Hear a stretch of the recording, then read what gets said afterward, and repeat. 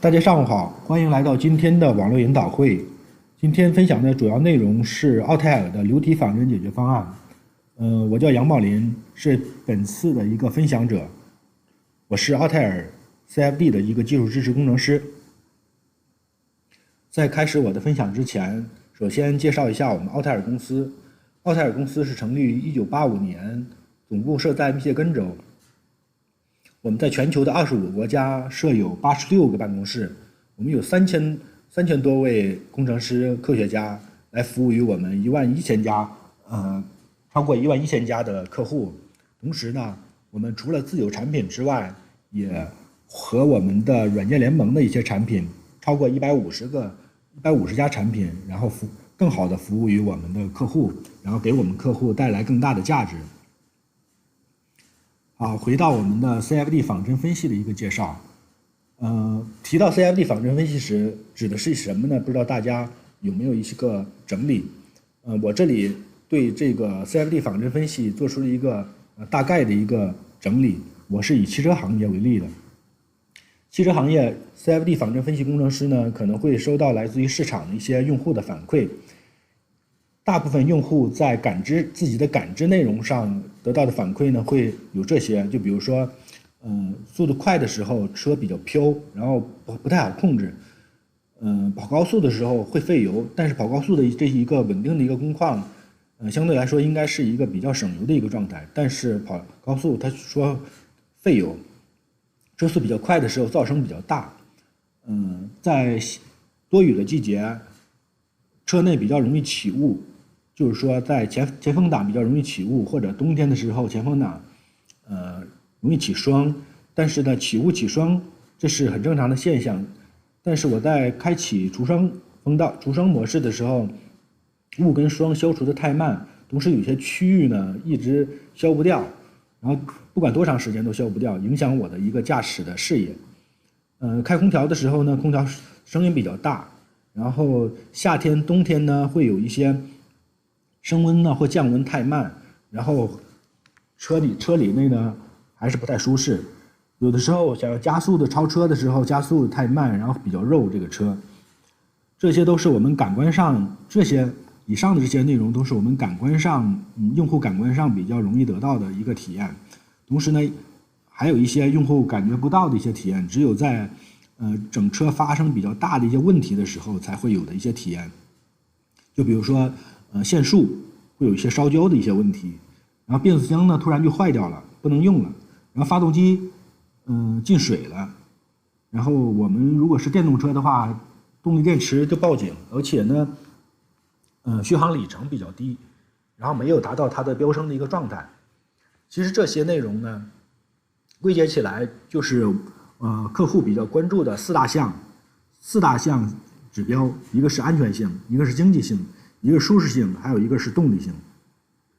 而这些整理起来呢，对于我们 CFD 仿真分析工程师的内容，关注的内容就是，它的升力比较大，飘的时候升力比较大，然后很难控制。然后呢，跑高速太费油，就是我们的这个整车的风阻比较大，升力大，风阻大，升力跟风阻的问题呢，在我们分析的内容就是整车空气动力学的一个仿真。车速快的时候噪声大，还有空调噪声大呢，这个都是风噪的一个仿真。还有比如说风量分配问题啊，就是风挡起雾啊，夏天那个降温呢，冬天升温呢，这些都是我们的热舒适性仿真的一些内容，就包括风量分配问题或换热的一些问题。还有这些加速太慢呢，可能的原因呢，也可能是散热不好，动力性比较差，也可能散热不好，这也是我们的发动机舱的热平衡的这些一个内容。然后机舱线束烧焦啊，这些可能是距离热源太近，这就涉及到我们的发动机舱热害的一个仿真。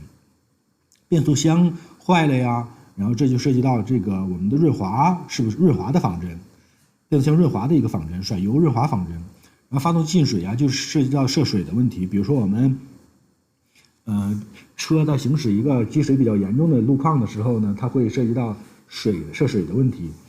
然后动力电池报警啊，然后这就涉及到那个水冷却的一些问题，而且涉及到这个整个冷却系统的一些管路的一些内容。所以说把市场上反馈出来的一些用户反馈的一些内容，归根结底涉及到我们 CFD 仿真的一些内容，就是整理出大概是这些方面。它既包含一些三维仿真的我们常用的三维仿真的一些内容，也包括一些一维系统级的仿真一些内容。好，接下来介绍一下我们奥泰尔公司在上文提到的那些仿真内容的一些适用的一些求解器。我们奥泰尔公司的 CFD 仿真解决方案基本上涵盖了上文提到的所有的汽车行业所有的遇到的 CFD 仿真的内容，我们都能得到一个比较好的一个解决方案。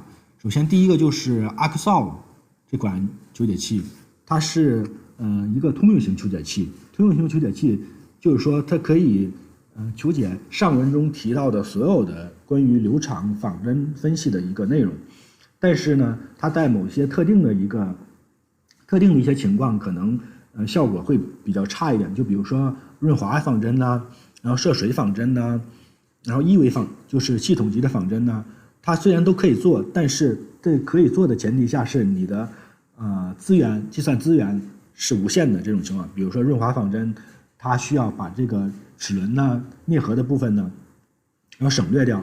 但是如果省略到这些部分，我们关注的就是这些部分，但是它给省略掉了之后呢，它就达不到我们的仿真分析的目标了。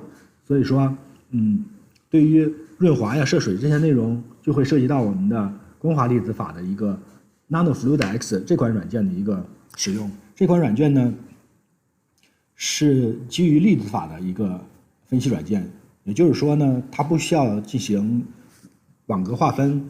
大家都知道，我们的通用型的这个流体仿真软件呢，都是基于网格法的，不管是有限体积还是有限元法，它都是首先进行前处理，前处理的工作内容还是比较大的。但是我们这款 NanoFluid X 求解器呢，它是不需要进行很复杂的前处理，因为它也不需要对几何进行简化，它不需要对几何进行简化，它只是保留了几何的原有的所有特征，只需保证你的几何是不是没有那个穿透，就是说它没有那个泄漏，没有泄漏就行，它们有干涉也没有问题。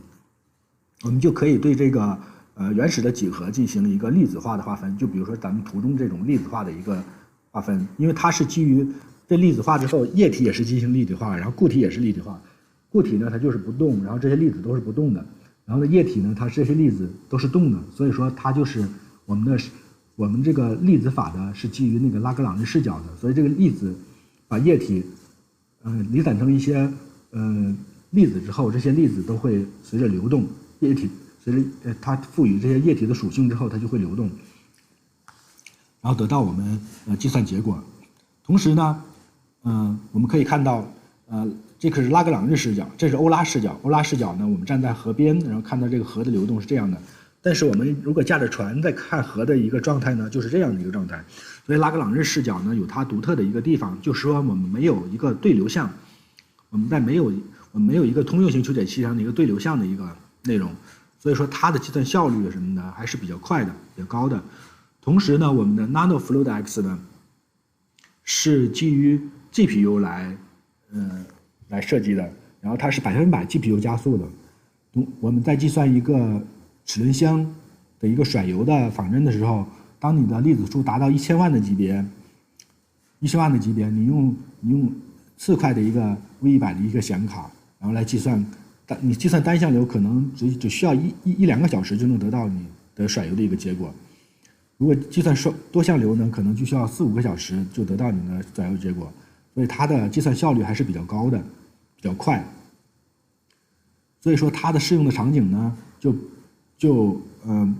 是这些比较那个自由页面的方式比较多的地方，就比如说我们的液体坠落，我们多自由度的一个缸体的一个运动，还有我们的一个水轮的一些运动，还有我们的齿轮箱的一些运动，齿轮箱的甩油的一些内容，还有我们整车涉水的一个内容，都是比较适用于 NFX 来这些自由页面的形式的一个计算。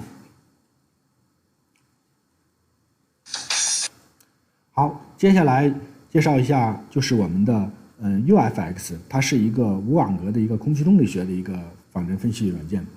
我们通用型的求解器呢，都是我们通用型求解器计算的都是以连续性，就是以连续的流体来看待的，就是说它是属于一个宏观的一个现象，宏观的一个状态。我们求解的都是 NS 方程，然后这是我们通用型求解器的一个尺度。然后呢，但是我们都知道啊，所有的物体都是以原子啊或分子这种小的概念来构成的，这是微观的一个现象，它遵循的是一个牛顿的定律。然后呢，而我们这个 UFX 它是处于微观跟宏观之间，它这个叫介观，在介观条件下来计算的一个求解器，就是说我不要求知道微观下的一些粒子的各个粒子的一个运动，我只是求解一些粒子的一个统计学的一个状态。就比如说这个小格子里的所有的粒子的一个平均的速度啊、平均的压力啊、平均的运动速度等等的一些统计。所以说UFX 这种是基于 LBM 的一个，就是叫格子法，格子博尔斯曼的这个法的一个求解器。它是它是基于介观形式的一个求解器，然后把这个整个的流场域分成不同的尺寸的一个小格子，然后对小格子内的粒子进行一个统计，然后得到一个比较介于微观宏观的一个现象，然后而且宏观方面用的是大涡模拟的一个仿真，所以它的计算精度啊、计算效果是更准确一些。在我们 UFX 这个求解器里呢，它的格子是后台可以自动生成，我们只是需要通过设置一些表面的一些格子的数的一个等级，然后就得到我们的网格格子，就我们这里叫格子，其实也可以理解为网格。然后它能比较精确的捕捉我们的损态的一个流动状态。然后呢，它是基于GPU 来加速计算的，同时呢，因为它是格子内部的一些概率统计啊，然后它是比较高效的，可以进行并行计算，所以它的计算效率是比较高的。这就是我们UFX 计算得到的一些，比如说整车这个尾涡的一些现象，还有我们可以输入这个 radius 轮胎变形的一个结果，然后考虑轮胎变形的一个对我们风阻的一些影响。接下来就介绍一下我们的一个一维仿真软件，叫 Flow Simulator。Flow Simulator 一维仿真跟三维仿真的差别是在哪呢？三维仿真呢，就是我们现实中比较经常体会到的这些，比如说风的运动、河流的运动，然后它都是在 XYZ 三个空间上来进行定位的一个仿真结果。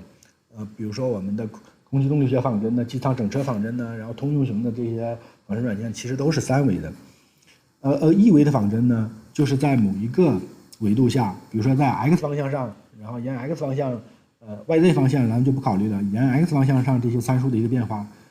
但是当然并不是非得说要在某一个方向，比如说某一个长度尺度下，比如说我们有一个管路，这管路是一个圆形，或者是这个管路是一个矩形，我们沿着管路的长度方向来定义这个参数的变化，它也是一个一维的。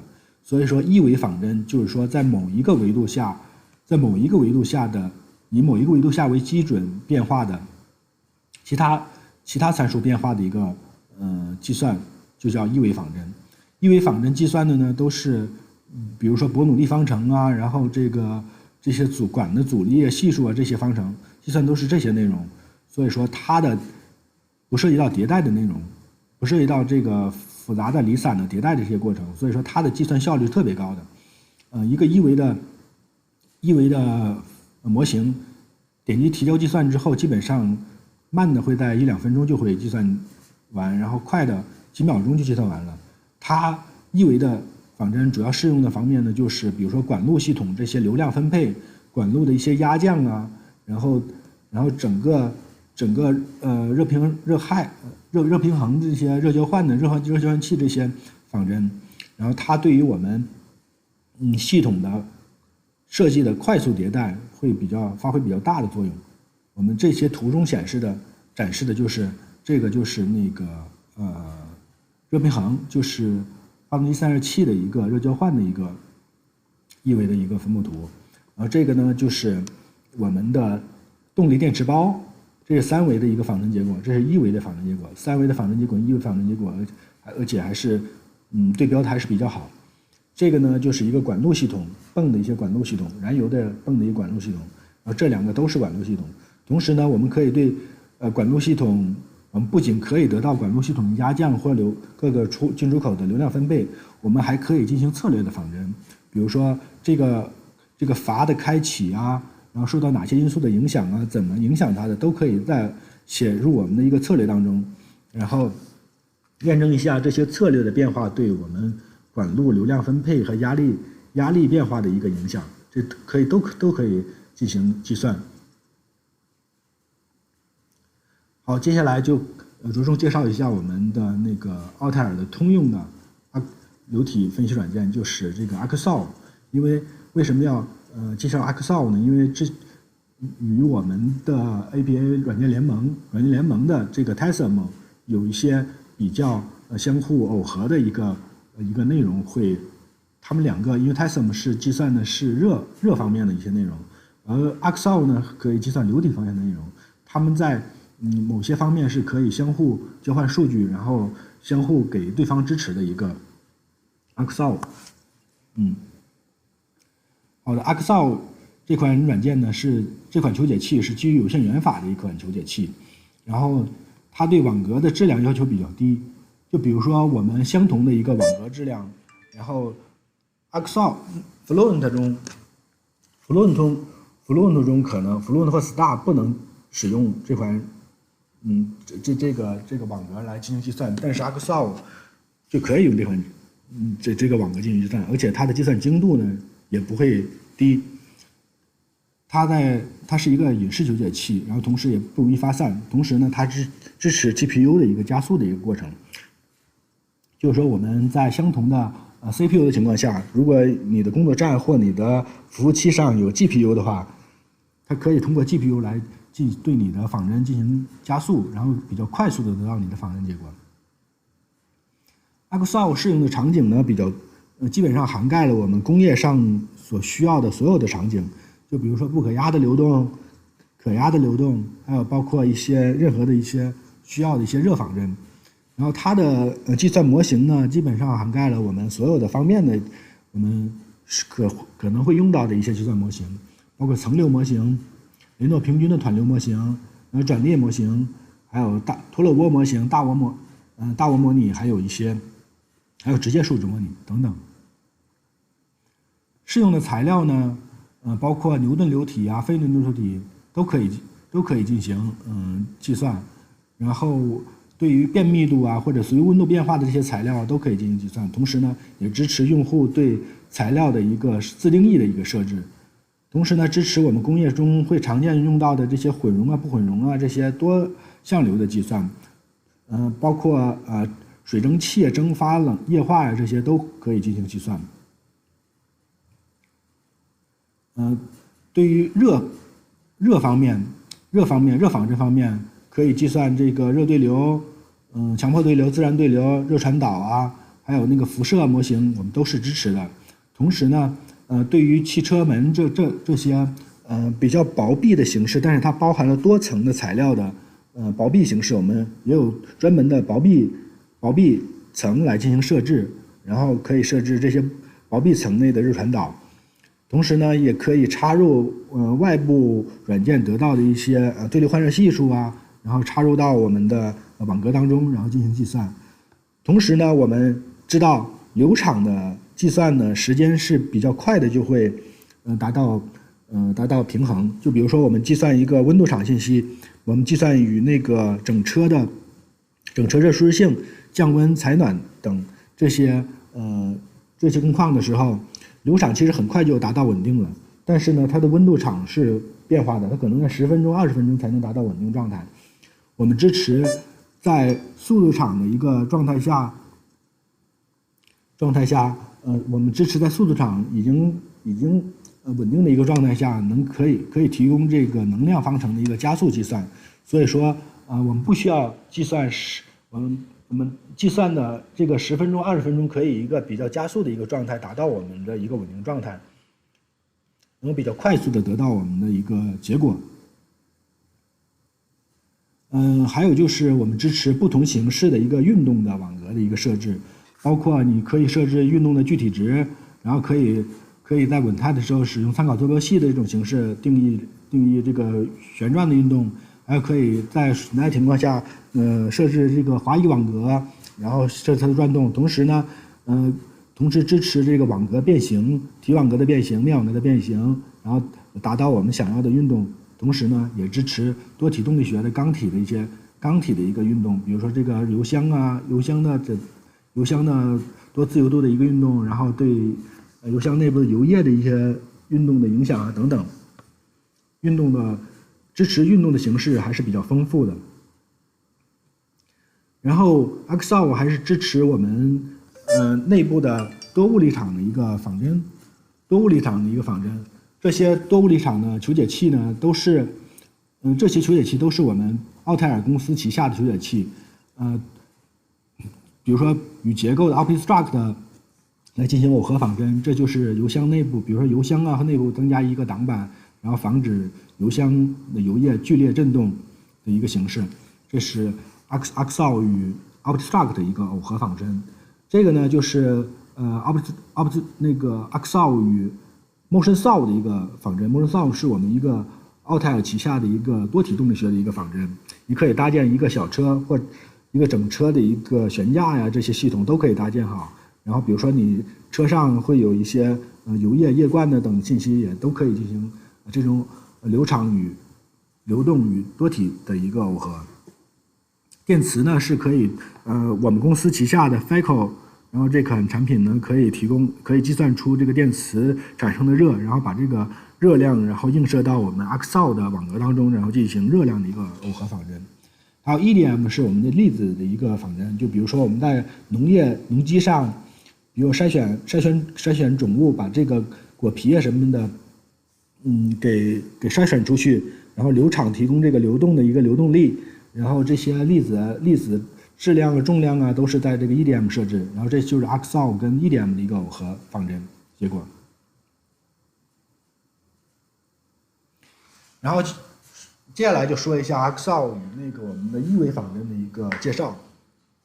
我们以整车的一个热舒适性这个实验或者热舒适性仿真来做一个介绍。热舒适性呢，就是咱们汽车里乘员舱内部的温度要达到一个人类比较舒适的一个状态。比如说夏天的时候会太热，然后冬天的时候呢会外界环境比较冷，我们要达到一个人类比较舒适的一个状态。所以说它就涉及到两方面，一个是流场的一个分析，流场的分析就是3维的一个状态，就是我们 AcuSolve 来求解的一个内容。还有一个就是温度，空气的温度变化，比如出风口的温度是怎么来的？这出风口温度就是通过我们搭建 Flow Simulator 里搭建一个1维的仿真状态，1维的这个水路的一个循环，通过换热器得到我们的出风口温度，就是这样一个过程。我们同时呢，如果是要考虑太阳辐射呀，如果要考虑夏天的太阳辐射呀，或者是怎么着，或者其他的因素呢，可以加入我们的 APA 软件联盟的 TAITherm 这款软件，然后可以进行这个车表面呢玻璃呀、透射呀这些等等的辐射内容的一些影响。好，接下来我就介绍一下 AcuSolve 跟Flow Simulator 的耦合的一个内容。首先这个3维的一个仿真分析呢 ，AcuSolve 这个前处理的过程呢是在我们的奥泰尔的 SimLab 这款前处理的一个平台上。这款前处理是这平台不光支持我们流体方向的一个前处理，还包括电磁啊、结构啊、电磁结构啊、热等等，还有上文我们提到的 NanoFluidX 的前处理，也是在 SimLab 这款平台型的前处理下进行操作的。同时呢，不同的求解器之间的耦合可以在这个平台上比较快速的建立起来。所以说这款平台型的前处理软件是功能比较强大的。我们在进行热舒适性仿真的时候，首先呢就是要提取我们的成员舱，就是通过前处理把我们的成员舱这个提取出来，然后进行网格的填充，生成体网格。生成体网格之后，我们要选择我们到底是用哪种形式来进行仿真。比如说我们整车降温用的就是一个吹面模式，我们整车采暖呢用的是吹角模式，然后我们除霜除雾呢用的是除霜模式。所以说你要选择好你的这个模式，空调的模式。我们以采暖为例，然后选的是吹角模式。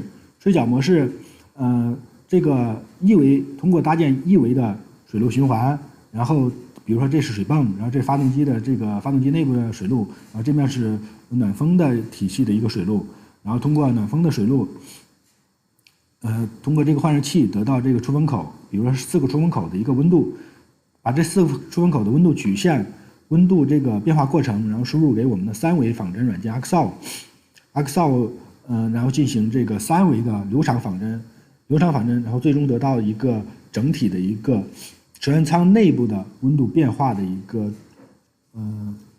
数据。最终的结果我们可以看一下，有进行了2个不同的暖风芯体换热效率的一个对比。首先呢，这面就是一个正常的一个换热效率，这面就是高性能的一个换热效率。可以看出高性能的一个暖风芯体的高性能效率的暖风芯体的这个成员舱呢，它的高温分布的区域会比这个一般的这个暖风芯体是分布比较广的。好，这就是我今天讲的主要内容。然后接下来呢，就会由我们软件联盟的APA 的工程师来介绍一下 APA 这方面APA 这款软件。APA 这款软件呢，讲的主要是有关热这方面的内容，它可以跟3维的仿真软件来进行耦合仿真，然后也可以单独的进行耦合仿真。所以它的功能也是比较强大。好，非常感谢大家的到来。有请我的那个软件联盟的其他同事来介绍一下 APA 这款软件。好的，谢谢。My name is Lauren Tetzloff. I am a thermal and CFD engineer at Thermal Analytics. I work closely with our customers to provide support through their projects specializing in cabin and underbody simulations. I also assist the software development team by providing user input on new features. Again, thank you for joining us today to learn more about how to make thermal modeling worthwhile using our Transient 3D thermal simulation software, TAITherm. Let's get started.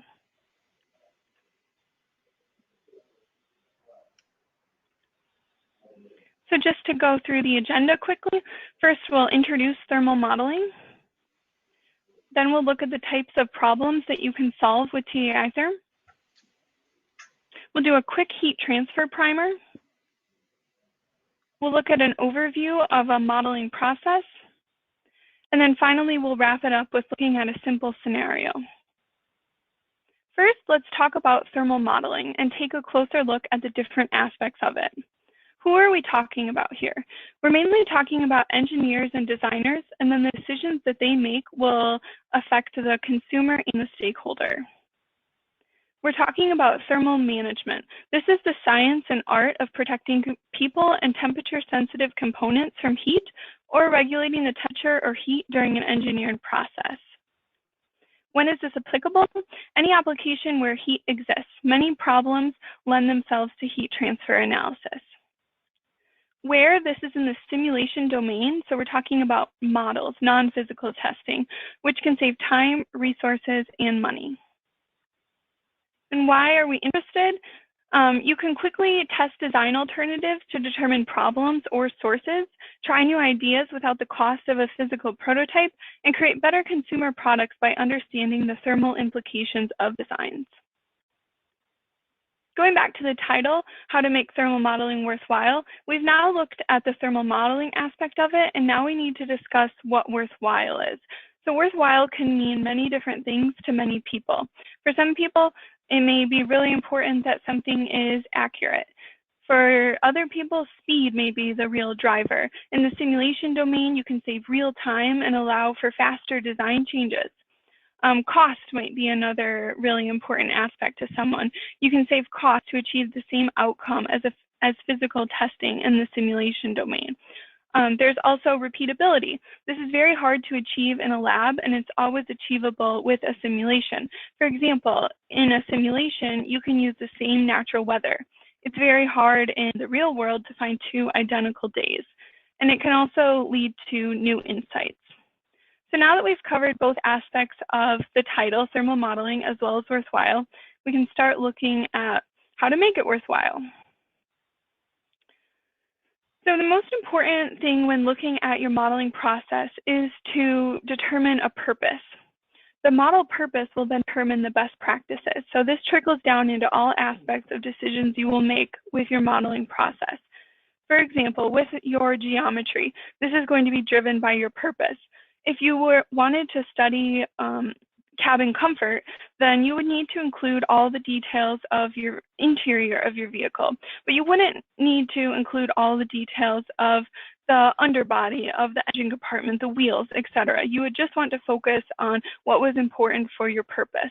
This also applies to mesh size. You'd want to use a finer mesh around critical components, and then a coarser mesh around things that you weren't as interested in.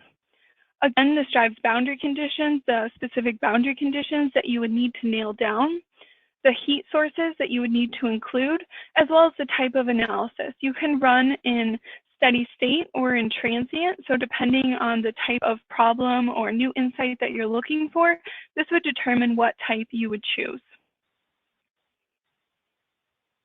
What types of problems can a thermal model help you solve?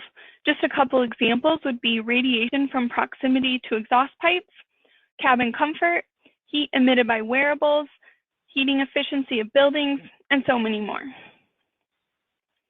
Now taking a quick look at what you need to know about heat transfer.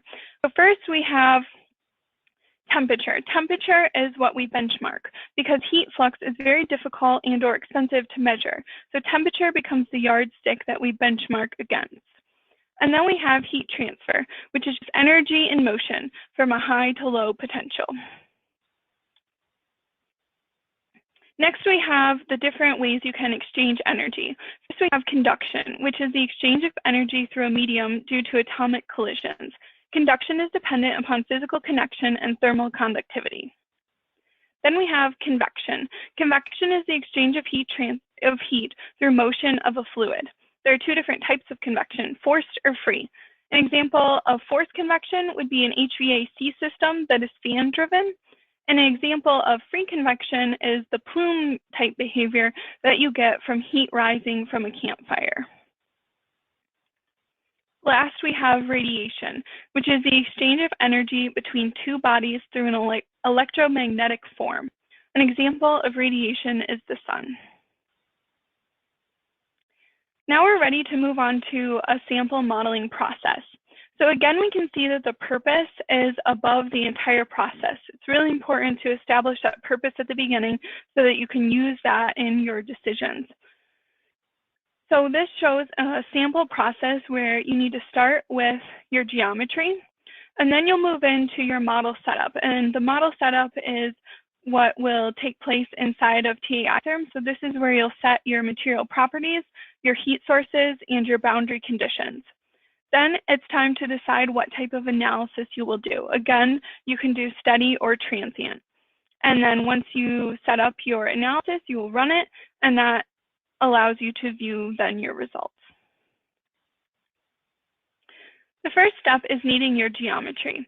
TAItherm needs geometry to be imported as a mesh. There are two different types of mesh, surface mesh and volume mesh. Surface mesh is the division of a smooth surface into polygon facets, and volume mesh is the division of a closed volume into three-dimensional cells. For both of these cases, the mesh needs to be of a high quality in order to receive good results in convergence from your model. The scenario that we'll look at today is that a new office building has been constructed in a city, and a couple of the staff have been complaining about how hot their vehicles are when they leave for lunch. The architect of the building has been contacted and wants to investigate, because all cars become warm during a sunny day in a parking lot after all. So a thermal study will be completed of a simple scene containing the building, a parking lot, and a few of the vehicles. This is the geometry that will be used for the scenario. So in it, we have our building in question, and then we also have a few vehicles in the parking lot. It's important to note that we did not include vehicles in the entire parking lot, even though on a typical day it would be full. But where the complaints have been coming from have been from people who park in this general area. So again, this gets back to our overarching purpose, since the area of investigation does not include the entire parking lot. We don't need to include all of that extra geometry, which would just add to the time of our simulation. That brings us to the next step in the setup, which will all take place in the Editor tab within TAItherm. Within TAItherm, the geometry needs to be separated by parts. Part boundaries need to be at places where different setup is needed. For example, if you put a vehicle all in the same part, then you would have to assign it to all the same material, surface condition, thickness, etc. That would not be a preferred setup. So just as a real quick example, you would need the tires to be in a separate part so that they could be made of rubber. The windows would need to be in a separate part so they could be made of glass, and so on. In the Editor tab, we'll look at the part type. This is what defines if it's single layer part, a multi-layer part, and there are many other part types. There's also the thickness, so this defines the virtual thickness of a part when you're using surface mesh, the material that you'd like the part to be assigned to, and the surface condition. Let's take a look at the software. When we open the model, it's going to be in default display. We can change this to display by unique colors just to get a more clear look at it. The first step is to determine the part type,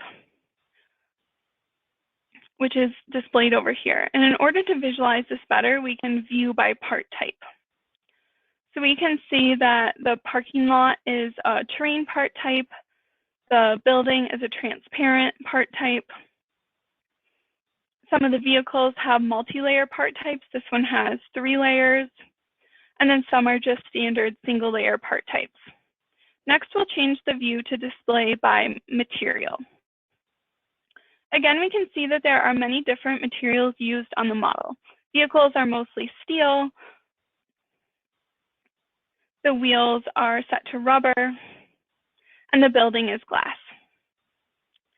Next, we'll change the display to look at surface condition.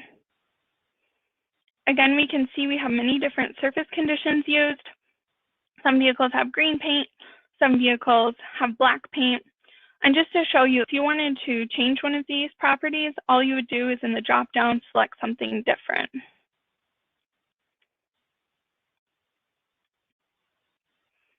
Now that we've looked at that, we need to think about the heat sources that we need for our model. For this particular scenario, we will just be using solar, but for other scenarios, you might need to include something like an exhaust stream or heat from a battery, heat from humans. So there's many other heat sources that could be used in the model and are all supported by TAItherm, but for this particular model, the vehicles will be parked off, so no additional heat from them. So we'll just be looking at solar loading. Again, let's take a look at the software. In the Environment tab, this is where our natural weather is defined.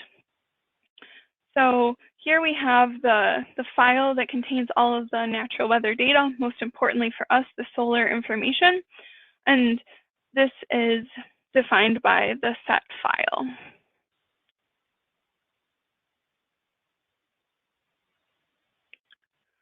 Last, we need to look at Convection Setup. Again, this all happens in the Editor tab, and there's many different options. You can use simple H&T fluid, library convection, stream convection, wind convection, co-simulation, as well as imported. These different options give you options about how complex of a model setup that you would like to use. And again, this would all be dependent on what you need for your purpose. Again, let's take a look at the software. So in this case, we'll change our display to convection type, again, to visualize what we have. So we can see that the building and vehicles have wind convection set to them. And this is simple conduction for external airflow based on the wind speed. And then if we rotate the model around and hide one of the parts, this allows us to see inside the vehicle. And we can see that the interior has a simple convection model assigned to it, where we have an assigned H coefficient and then a calculated fluid. And this is assigned to the back surface of this part. Now that the model is set up, we're ready to analyze. This takes place in the Analyze tab in TAITherm. This is where the decision needs to be made as to whether the model will be run in steady or transient. For this particular case, we're going to run in transient from 7 a.m. to 5 p.m. This simulates a typical workday where people would arrive maybe around 7 a.m. Since our problem area is potentially around noon, we want to make sure that we're capturing what's happening before that noon mark to see if there is a problem. This is also where time step needs to be decided. This is how often the solver will compute results. Also in here is where you define write frequency. This is how often it will save to the file. And this can be used to reduce the size of the file. And then also the convergence criteria, which is how much the temperature is allowed to change before the time step is considered converged. And then you're ready to run. So for this particular model, I've already run it. So now we're ready to look at some results. This image was taken at noon with our scenario model. We can see behind the building, we have some shading, but most notably in that first row of vehicles, we can see that there is a big temperature variation. So let's take a closer look. We can clearly see the hood of the center vehicle is much warmer than the surrounding vehicles. And again, this temperature ranges from 25 C to 130 C. So it's starting to look like the employees have raised a valid concern about the parking lot conditions. Let's look at the solar. Again, this simulation is run from 7 a.m. to 5 p.m. so we can see the sun moving across the sky. We can see that the building is reflecting this solar and it's converging on that center vehicle around noon.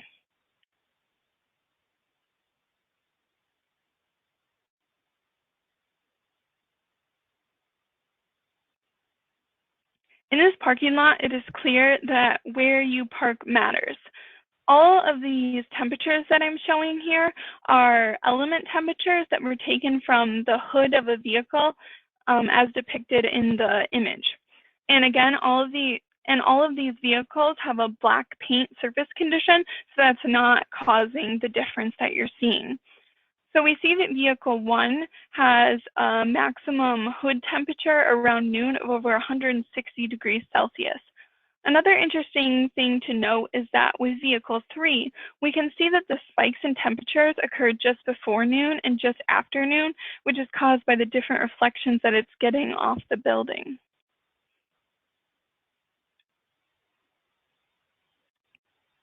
If again we look at the hood of the center vehicle, we can really clearly see that temperature spike occurring right at noon.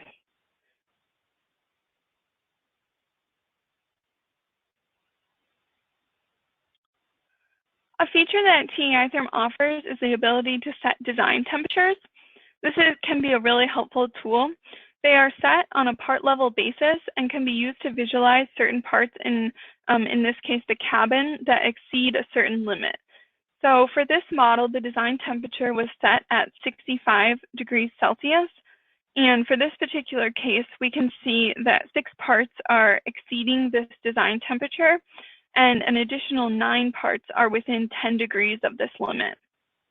This can be really useful for looking at temperature critical components in engines and exhausts if you were looking at a different scenario. And in this particular case, since a consumer will be in contact with these surfaces, the design temperature can be set as kind of a touch temperature that you wouldn't want something to exceed with human contact. So to try to narrow down what is causing this high temperature, I'm showing a view factor image. So the fuchsia rectangle that you can see on the hood of the center vehicle is what the selection is. And then any area that is shown in a color other than gray shows a view factor to those selected elements. Since this model is radiation dominated, the view factors give us an insight into what is affecting the hood of the center vehicle. So we can see that the building is having the biggest view factor to the hood, and so we can infer that the building is causing the problem. Now that we've established that there is a problem, can we quickly test design alternatives to figure out how to address this? So thinking about some different solutions, you could just eliminate the first row parking, but then that space may be used as a sidewalk or some other space that a human would interact with, and the parking lot is very full. So we really need to address this problem. Some different options would be to use a different glass type on the building itself. They could also look at installing an awning that would shade those vehicles in the front row. Also, landscaping might be an option for shading. Landscaping was ruled out due to the extreme temperatures. It might die, so we will look at the different glass and awning. For the different glass scenario, the only update that needs to be made to the simulation is to change the material of the building to be a less reflective glass. Once that change is made, then the model can be rerun and we can look at results again. Again, we're looking at an image that was taken at noon.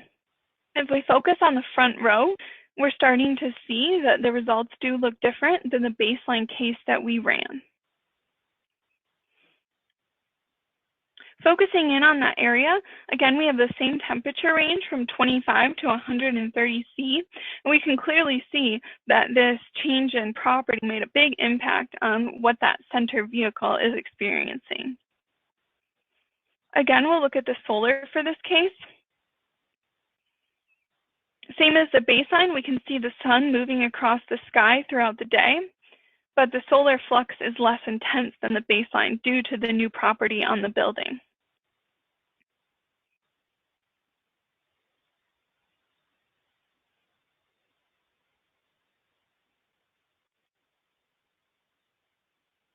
We'll again focus on the center vehicle. So we can see the spike that is occurring, but instead of being over 160 degrees C, the spike at noon now only reaches about 70 C, a big improvement from the baseline.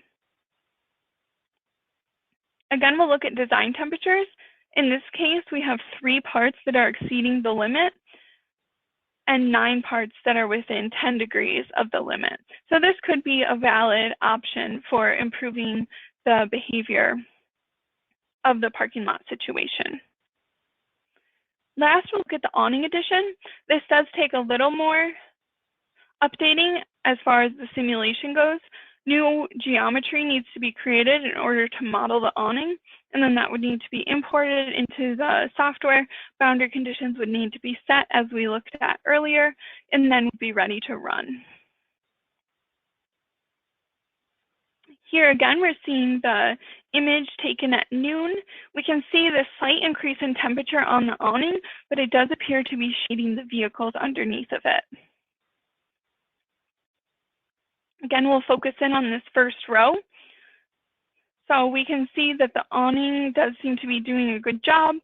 Interesting to note that the couple areas of the vehicles that are outside the awning still do show some increased temperatures where they're not getting that shading. Again, we'll look at solar.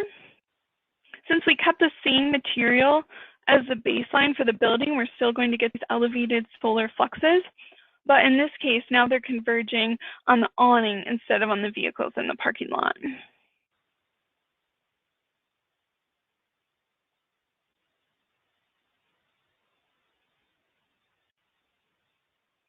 Again, we'll focus in on the center vehicle.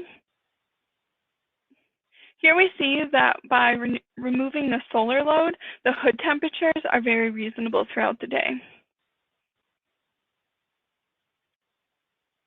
And looking at design temperatures, all of the parts pass the design temperature this time.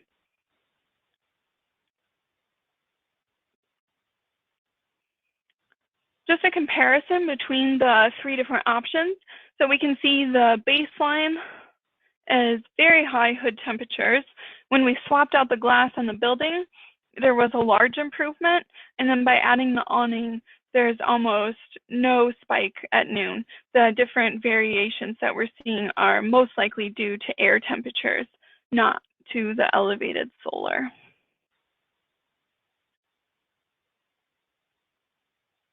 And then if we just look at solar for the three cases, it is important to remember that for the scenario that we change the glass on the building, that could be having some sort of implication to occupants inside the building. Since we are reflecting less, the building could be absorbing more. So if this was chosen as a possible option, it was important to also run a model to see what's happening to the occupants on the inside of the building and not just on the implications it's having on the parking lot.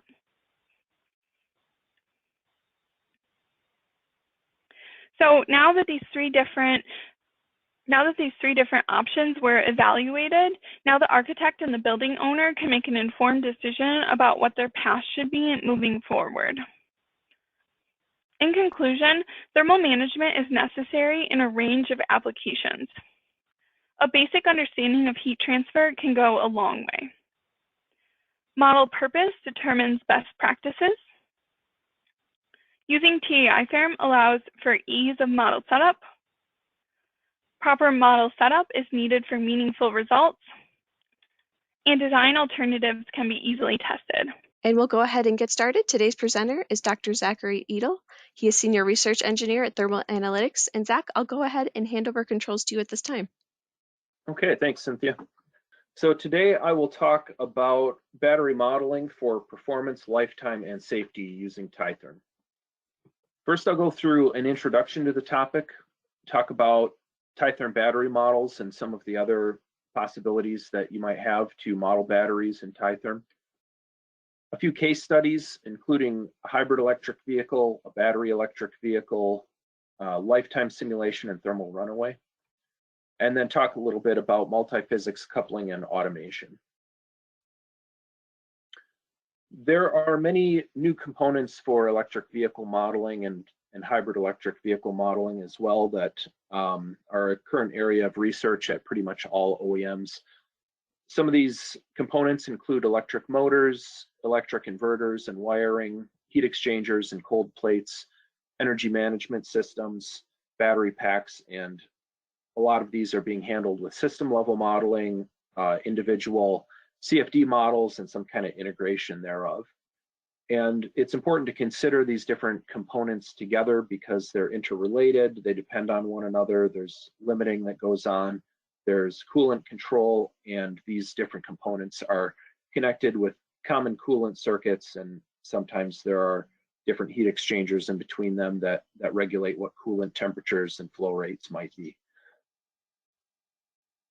Some of the current challenges in electric vehicle batteries are thermal management, lifespan, performance in harsh environments, capacity, which affects the driving range, which is the main concern among EV buyers, charging time, safety, such as avoiding thermal runaway or making it safe for passengers to get out of a vehicle before total catastrophic failure occurs, and then also cost, because they have to compete with gasoline engines and we need something that doesn't break the bank.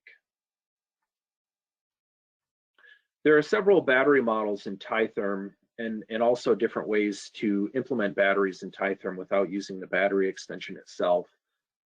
And TAITherm is very useful for modeling vehicles in general and also battery systems. The characterization improves the pre-development process. It can be faster. You can quickly evaluate design alternatives. It's less expensive compared to prototyping and testing each design.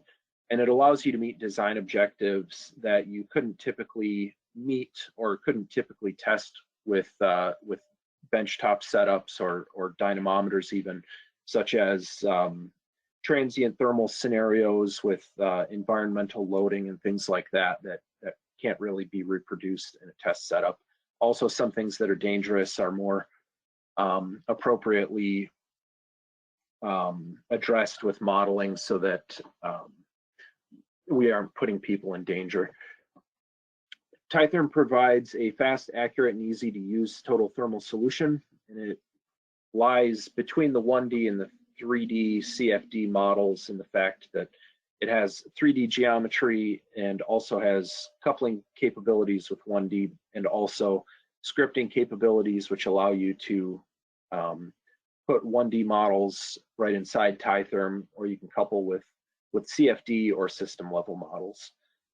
And some of the thermal modeling scenarios that are typically considered for battery modeling are packaging and vehicle integration, real customer drive cycles, cooling system faults, load balancing, hot soak, thermal runaway, and battery lifetime.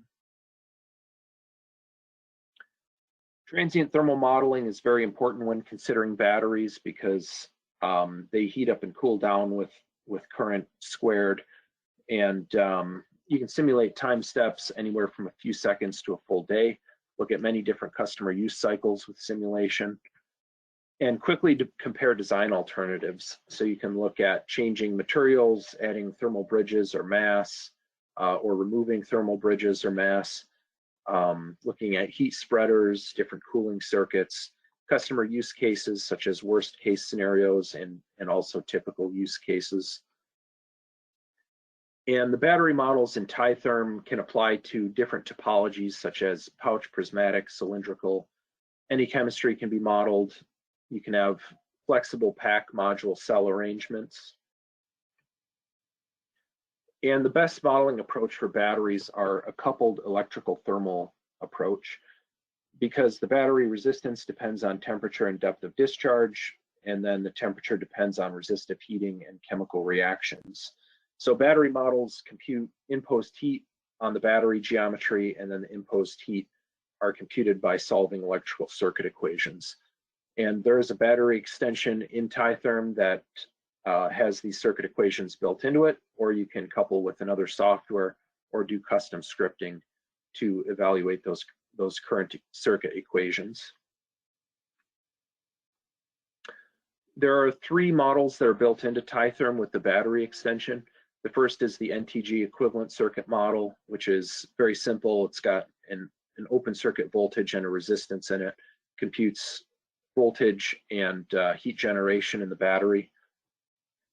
Then we have an NTG distributed model, which takes into consideration the voltage distribution across the faces of the electrodes, local depth of discharge, localized heating, and how the active materials are being utilized within the cell. And then we have an Nrel equivalent circuit model, which is also a cell level model, but it has time constants in it so that you can get transient effects for highly dynamic drive cycles. The first case study I'm going over today will be hybrid electric vehicles, but as a motivation to doing these large 3D models, there are different considerations that you want to look at in the pack. On a cell level, you want to look for uniform current distribution and temperature distribution. On a pack level, you want to look at uniform cooling and environmental effects.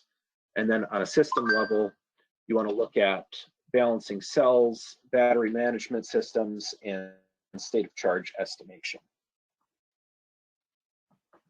You can look at different cooling strategies, such as air cooling, liquid cooling, heat sinks, cold plates, heat pipes, pretty much anything you can assign a geometry to and put some kind of flow circuit on. You can also couple with CFD to evaluate these strategies.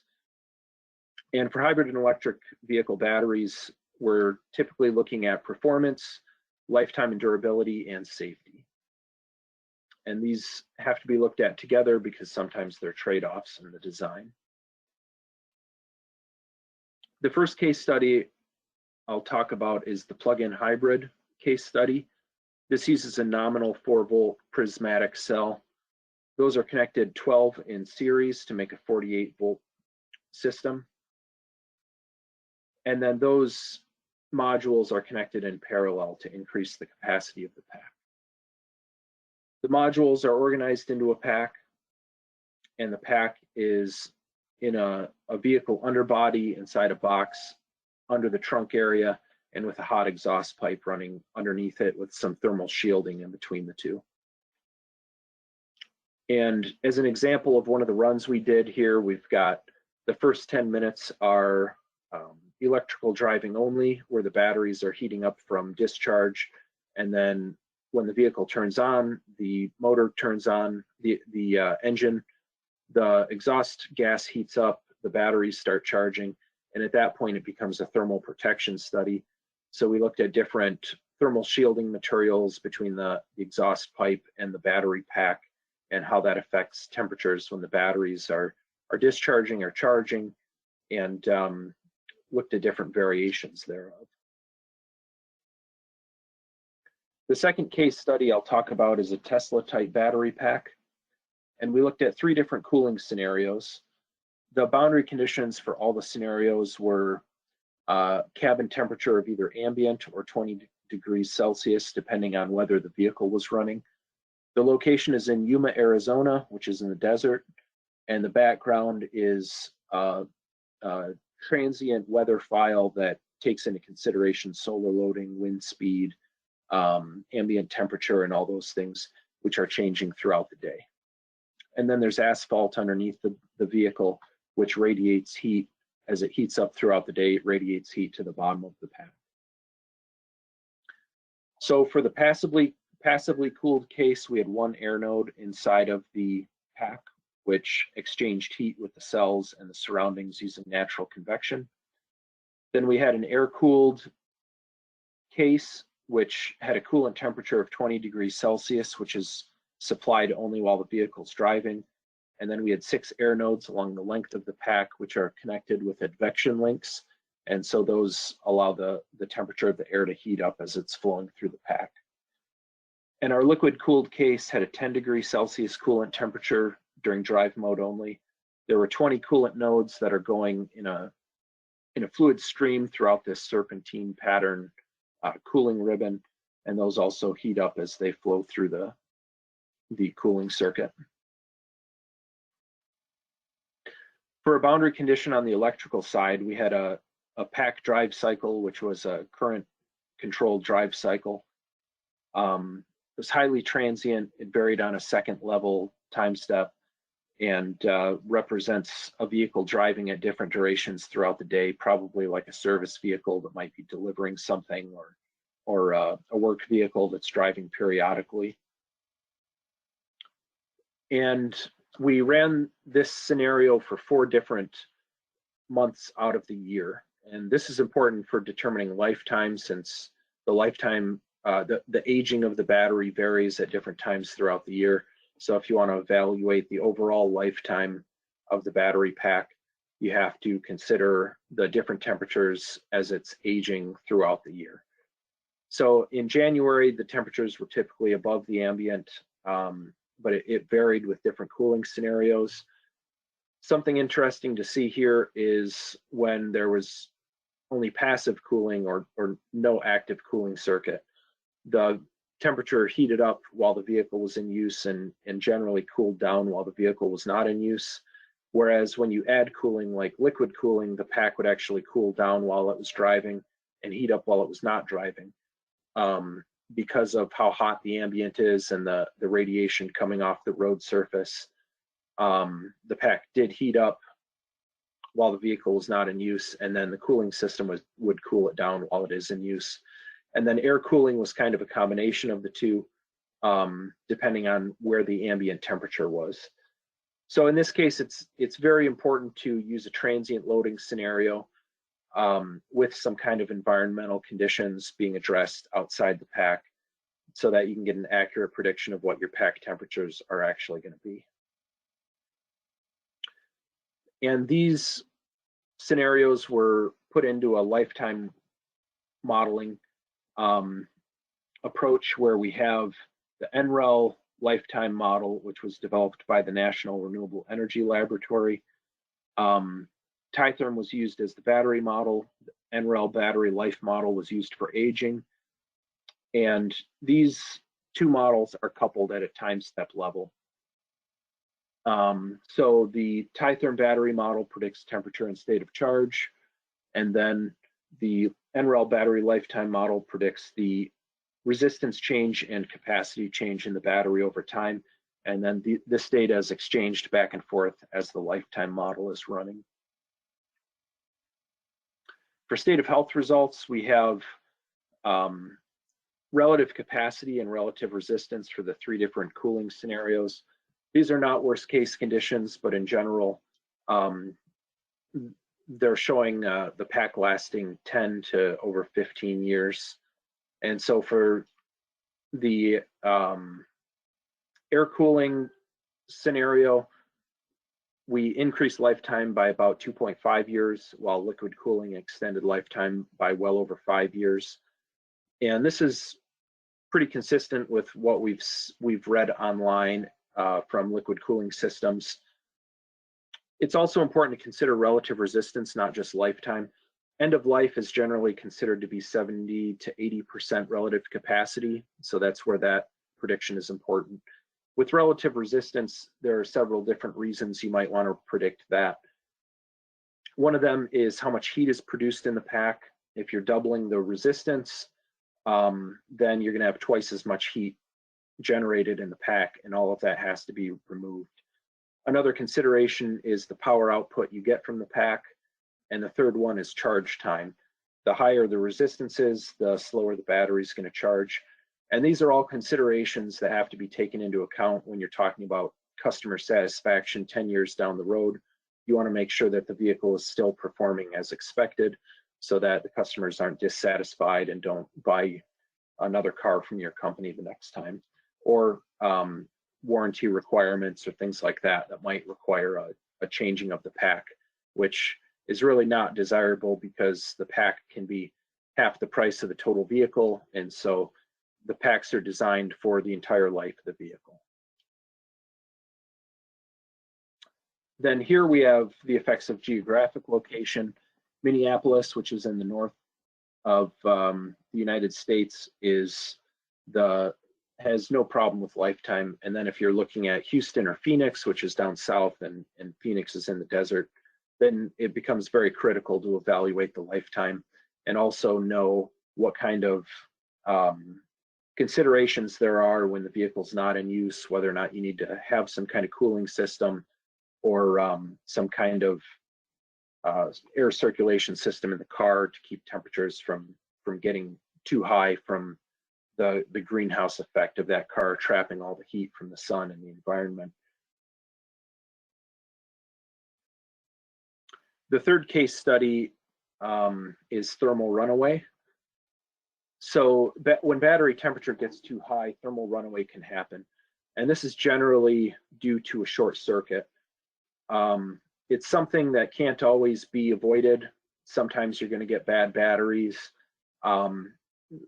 Manufacturers try to minimize when that occurs, but when you're talking about when it occurs ever, you have to make sure that a vehicle is going to be safe so that we don't see deaths or major injuries if a battery cell is defective and doesn't actually get caught during the manufacturing and testing process. So European law prescribes a minimum of 5 minutes between the start of thermal runaway and when the car catches fire. So this is a more realistic criteria to judge your thermal runaway mitigation strategy rather than just keeping cells from going into runaway at all. And this requires proper management of heat propagation inside the pack. So we use the Nrel thermal runaway model to evaluate how fast a pack is going to go into thermal runaway. This model describes heating from unwanted chemical reactions at elevated temperatures. It's implemented with temperature-dependent imposed heating derived from reaction kinetics, and it's used to evaluate the risk of cell-to-cell propagation of failure, and also evaluate different strategies for mitigating that thermal runaway. So that might be fireproof materials that you put in the pack. It might be a different cooling system which keeps the pack temperatures low enough to avoid thermal runaway. Or it might be some kind of extinguishing systems, particularly in stationary storage applications where they have the benefit of being able to have extinguishing systems or gas replacement systems which mitigate the fire in the pack. This is an example scenario that we ran. Again, it's probably not a worst case scenario, but what we see is that the baseline pack goes into complete thermal runaway in 5 minutes. Whereas when we add wall insulation of 10 millimeters between the different modules in this pack, we increase the time to total runaway to 12 minutes. And then when we also add external cooling to that, thermal runaway occurs over the course of 29 minutes. So it's definitely possible to slow down the propagation of thermal runaway in the pack. One of the trade-offs to this approach is when you start adding materials in the pack to mitigate thermal runaway, it also becomes harder to cool that pack and can decrease the lifetime of the cells. So it's important to consider these different criteria in conjunction with one another. Now I'll talk a little bit about multiphysics, coupling, and automation. Computer-aided engineering often requires complex processes such as coupling different physics, simplified analyses such as drive cycles, dynamic driving, life cycle modeling, and also multi-simulation tasks such as sensitivity studies, design of experiments, and optimization. And these processes might involve multiple pieces of software, customized scripts, and other glue to put these different pieces of software together. And so one of the ways to make this easier is by creating a software package that does that. So TAITherm has created CoTherm, which is a co-simulation software, and also an automation software. And some of the different tools that we couple with typically are CFD tools such as ANSYS, GT. GT, I guess, is 1D, but Star CCM Plus, also OpenFOAM and things like that. We also couple with 1D tools like GT Suite, Simulink, so forth.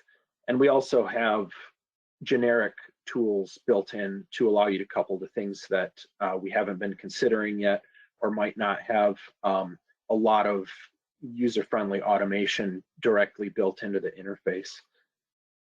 We also have a drive cycle tool for simulating long transient dynamic drive cycles. We have battery life cycle modeling tools, and we have an optimizer. And this approach can be used to link up with a lot of different battery modeling scenarios. You could have a CFD model, you could have a 1D model, you could have a script model in TAITherm, or you could have a reduced order model. And there are a lot of advantages and disadvantages to these different approaches, but we do have a lot of flexibility in accommodating customers on what their approach might be. The ones that are slower and more difficult to integrate have higher accuracy, whereas the simpler ones have they're very fast, they're easy to set up, but they also have limited range of applicability and require more data to calibrate. So there are different drawbacks and benefits to these different approaches, and we've tried to have a lot of flexibility in what customers can implement in our software. So looking forward, some of the challenges and opportunities to model different EV components and battery components. We're trying to address these step by step and allowing a lot of scripting and automation capabilities to use features that other softwares might have that they don't have the benefits of TAITherm, so you want to couple with them, or you can build your own models in TAITherm. We also have extensions that we're building. The battery extension already exists, but we're adding more functionality continuously to handle things like power electronics with batteries, e-motors, inverters, wiring harnesses, connectors. People are also increasing the amount of infotainment in vehicles. So it's important to look at energy requirements in future vehicle designs that haven't been manufactured already. And then you can also look at different cooling loop components such as chillers, e-pumps, positive temperature coefficient heaters, heat exchangers, and air and liquid ducts. So thank you for attending the presentation.